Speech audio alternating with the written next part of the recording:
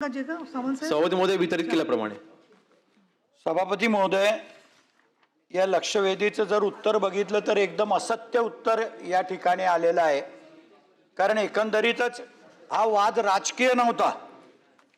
हा माजी आमदारांच्या घराच्या समोर अवैध धंदे सुरू होते, पत्त्याचा क्लब सुरू होता आणि त्याच्यापासूनच या भांडणाला खऱ्या अर्थानं सुरुवात झाली। पण त्याला उत्तरामध्ये राजकीय रंग देण्याचा प्रयत्न झाला। उपनगराध्यक्षाची मिरवणूक चालू असताना त्या मिरवणुकीवर दगडफेक झाली आणि त्याच्यानंतर खरी भांडणाला सुरुवात झाली। थोड्याफार प्रमाणामध्ये दोन्ही पार्टीचं बिना हत्याराची मारामारी झाली हे सत्य आहे। पण नंतर पोलीस स्टेशनमध्ये आज समाज एकत्र आला आणि तो वाद मिटला। पोलीस स्टेशनमध्ये दोन्ही पक्षाने गुन्हा दाखल केला नाही, दोघं पार्ट्या चालल्या गेल्या। मात्र रात्री 11 वाजता आमदारांच्या घरावर 11 ते 11:30च्या मध्ये आमदारांच्या घरावरती सशस्त्र हल्ला करण्यात आला। त्याची क्लिप सुद्धा माझ्याकडे आहे, मी आपल्या माध्यमातून मंत्री महोदयांना देणार आहे। पण 25-30 लोकांनी तलवारी टामी हातात घेऊन आमदारांच्या घरावर हल्ला केला, दरवाजा तोडण्याचा प्रयत्न केला, सर्व काच फोडून टाकली, गाडीला आग लावण्याचा प्रयत्न केला। आणि अशामध्ये हा वाद झाल्यावर ते पोलीस स्टेशनला जेव्हा फिर्याद द्यायला गेले त्यांच्या घरावर हल्ला झाला। पण एलसीबीच्या पीआयने त्यांच्यावर गुन्हा दाखल केला अगोदर की बुवा यांनी त्यांच्यावर गुन्हा त्यांच्या घरावर हल्ला केला म्हणून माजी आमदारावरच गुन्हा दाखल केला। आणि एक प्रकारे तुम्हाला मला लोकप्रतिनिधींना प्रश्न विचारलेले चालतात, पण पोलीस खात्याच्या विरुद्ध जर नंदुरबार जिल्ह्यामध्ये कोणी बोललं तर ते एलसीबीला अजिबात सहन होत नाही, अशी एक प्रकारची वातावरण निर्मिती या नंदुरबार जिल्ह्यामध्ये झालेली आहे।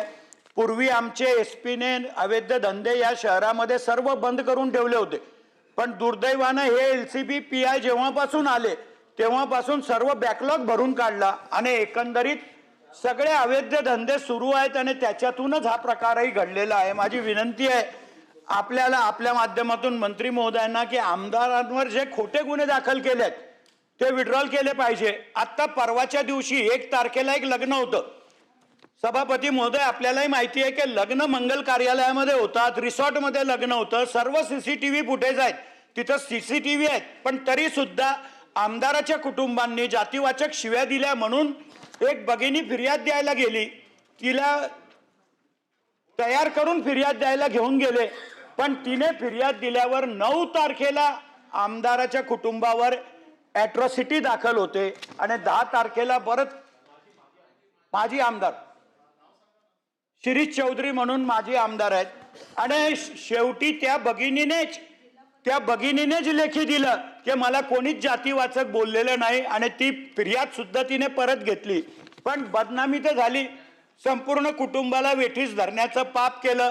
पोलीस स्टेशनला बसवून बोलवायचं, 4-4 तास 6-6 तास बसवून ठेवायचं आणि त्याच्यानंतर संध्याकाळी परत जायला सांगायचं, असा एक प्रकार सुरू आहे। आणि म्हणून माझी विनंती आहे,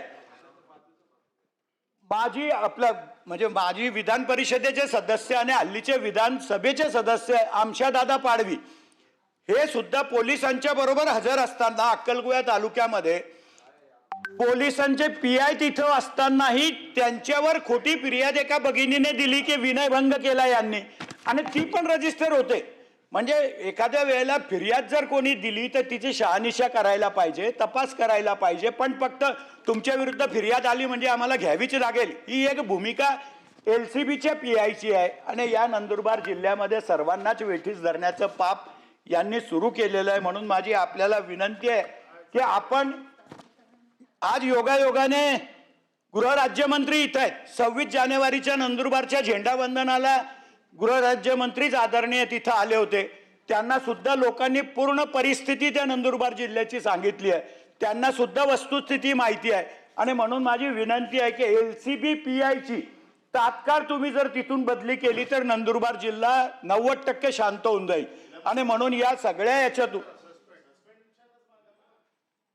सस्पेंड जेव्हा होईल, कारण सस्पेंड केलं तरी बी कामावर घेतात, नंतर मग कशाला कटकट पाहिजे, त्याच्यापेक्षा तात्काळ त्यांची इथून बदली करावी अशी मी मागणी करतो। आणि माननीय गृहराज्यमंत्र्यांना विनंती करतो की आपल्याला वस्तुस्थिती माहिती आहे तर आपण नंदुरबार जिल्ह्याला न्याय द्यावा। धन्यवाद।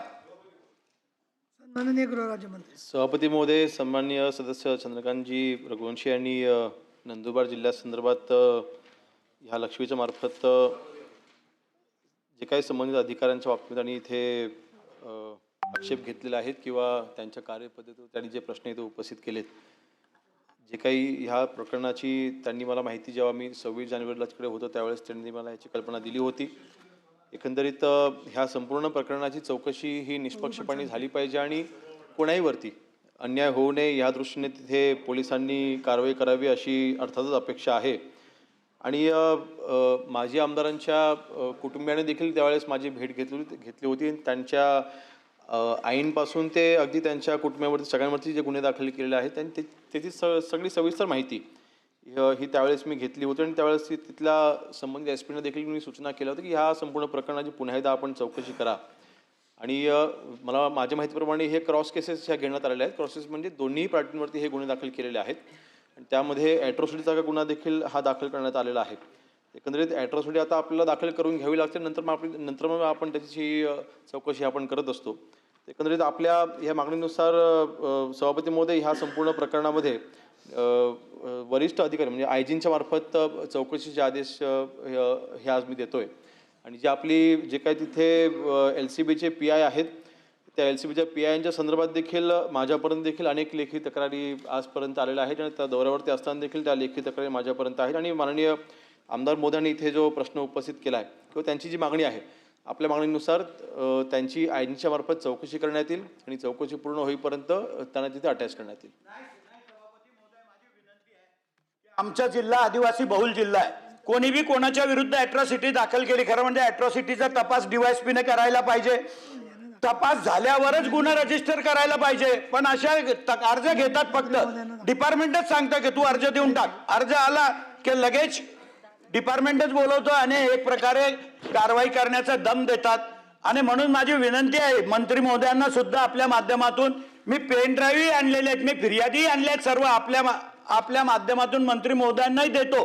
पण माझी विनंती आहे की IG जेव्हा तपास करतील तेव्हा करतील, तुम्ही तात्काळ LCB PI ची बदली करणार का? सभापती महोदय, मी अगोदरच म्हटलंय की आयजींच्या मार्फत चौकशी ही केली जाईल. जे कोणी LCBचे PI आहेत त्यांची देखील चौकशी केली जाईल. चौकशी पूर्ण होईपर्यंत त्यांना तिथे हेड ऑफिसला तिथे अटॅच केलं जाईल. आवश्यक असल्यास त्यांची तिकडून बदली देखील करण्यात येईल. सन्माननीय अनिल परब.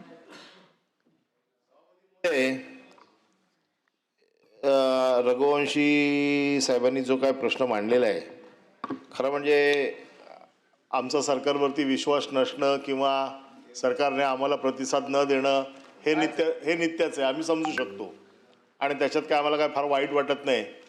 परंतु सत्ताधारी पक्षाचा एक आमदार अशा प्रकारचे आरोप करतोय आणि अगदी केविलवाण्या पद्धतीने आमदारांचं तिकडे कोण ऐकत नाहीये आणि आमदारांना कशा पद्धतीने दुय्यम वागणूक दिली जाते याचं सगळं वर्णन या सभागृहात करतोय.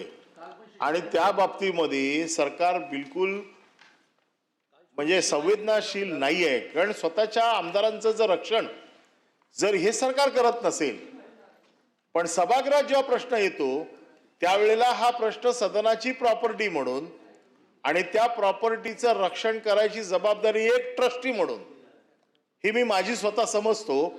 आणि म्हणून त्या आमदारांच्या बाजूने मी सरकारला हा प्रश्न विचारतो की एवढं मोठं सगळं तिकडे कांड झालेलं आहे, याची माहिती आपल्याला आहे, आपण तिथे फक्त बदलीवरती प्रकरण करताय. पण त्यांचं म्हणणं असं आहे की ॲट्रॉसिटीचे नियम आहेत. ॲट्रॉसिटीची जरी कोणी तक्रार केली तरी ताबडतोब ॲट्रॉसिटीचा गुन्हा दाखल होत नाही. त्याची DYSPच्या माध्यमातून पहिला त्याला 0 FIR घेऊन त्याची DYSPच्या माध्यमातून पूर्ण चौकशी होते आणि इफ DYSP इज कन्व्हिन्स्ड की इथे ॲट्रॉसिटी झालेली आहे तरच इथे ॲट्रॉसिटीचा गुन्हा दाखल केला जातोय. परंतु सदस्यांच्या बोलण्यातून असं वारंवार दिसतंय की तिथे सर्रास ॲट्रॉसिटीचे गुन्हे दाखल केले जातात. आणि म्हणून माझा स्पेसिफिक मुद्दा असा आहे की ज्या अधिकाराच्या बाबतीमध्ये जे सदस्य वारंवार इथे ओरडतायत, जे केविलवाण्या पद्धतीने सरकारकडे दाद मागतायत, किमान त्या सदस्याला तरी न्याय देण्यासाठी या अधिकाऱ्यांची तात्काळ तिथून उचलबांगडी करणार काय आणि आयजीच्या माध्यमातून चौकशी झाली जर दोषी ठरले तर त्यांच्यावरती निलंबनाची कारवाई करणार काय? की सभापती महोदया, ह्यामध्ये मी अगोदरच स्पष्ट केलेलं आहे. सन्माननीय सदस्य अनिलजी परब यांनी अर्थातच ह्या सभागृहाची गरिमा राखणं ही अर्थातच सगळ्यांचीच जबाबदारी आहे, संयुक्तिक जबाबदारी आहे. आणि आमदार महोदयांचं किंवा लोकप्रतिनिधींचं संरक्षण करणं आणि त्यांच्यावरती अन्याय न होणं, तर ह्यासोबतच सर्वसामान्य नागरिकांसोबत देखील अन्याय होता कामा नये. दोन्ही गोष्टी ह्या अर्थातच या चाचपडून पाहणं किंवा त्यांचं रक्षण करणं ही आमची जबाबदारी आहे. एकंदरीत मूळ आपली जी मागणी आहे, मी अगोदरच मगाशी मी त्याचा उल्लेख देखील केला आहे की आपण आयजींच्या मार्फत चौकशी करू. आणि जर का, मी हेही सांगतोय, जर का चुकीच्या पद्धतीने ॲट्रॉसिटीचा गुन्हा दाखल केला असेल, पुन्हा आम्ही त्याची चौकशी करू आणि ते त्या बाबतीमध्ये योग्य ती कारवाई देखील आम्ही पुढे करू. आणि आपल्या मागणीनुसार जो कोणी LCBचा PI आहे त्याची त्वरित तिकडनं बदली करण्यात येईल आणि IG मार्फत चौकशी करण्यात येईल. मला असं वाटतं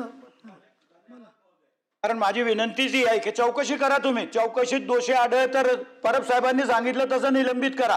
पण त्यांचा जर इतिहास बघितला, त्यांच्या धुळे जिल्ह्याचा जर इतिहास बघितला, तर त्यांना की पोस्टच द्यायला नको, तरी सुद्धा त्या LCBच्या PIला इथं बसवलं आहे. कारण माजी मंत्री हेमंत देशमुख जे दोंडाईच्याचे होते, 82 वर्षाचं वय असताना पोस्कोची केस त्यांच्यावर करून दिली आणि तो माणूस 2 महिने फरार राहिला आणि शेवटी हायकोर्टाने त्यांना बेल दिली. असे प्रकार जर राजरोसपणे होत असतील तर यांचं पोलिसांचं मनोधैर्य वाढत आहे आणि त्याच्यामुळे कोणते, आज मी लक्षवेधी विचारली, उद्या माझ्यावर बी खोटी केस होऊ शकते, शक्यता नाकारता येत नाही.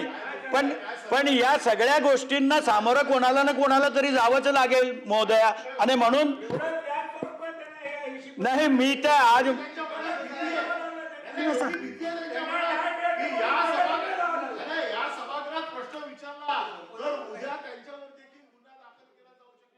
ही भीती सरकारी सदस्यांच्या मनात आहे, तर विरोधकांची काय हालत होत असेल?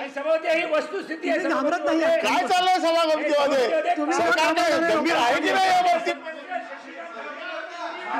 बसा, खाली बसा. मंत्री तिथं आले होते, त्यांना वस्तुस्थिती माहिती होती. सचिन अहिर, अनिल परब साहेब, खाली बसा. मी माननीय मंत्री महोदयांनी त्यांच्या बदलीचे मान्य केलं, त्याबद्दल मंत्री तुम्ही महोदयांचे आभार घाबरलेले मानतो. आहेत असं म्हणतायत ते रघुवंशी.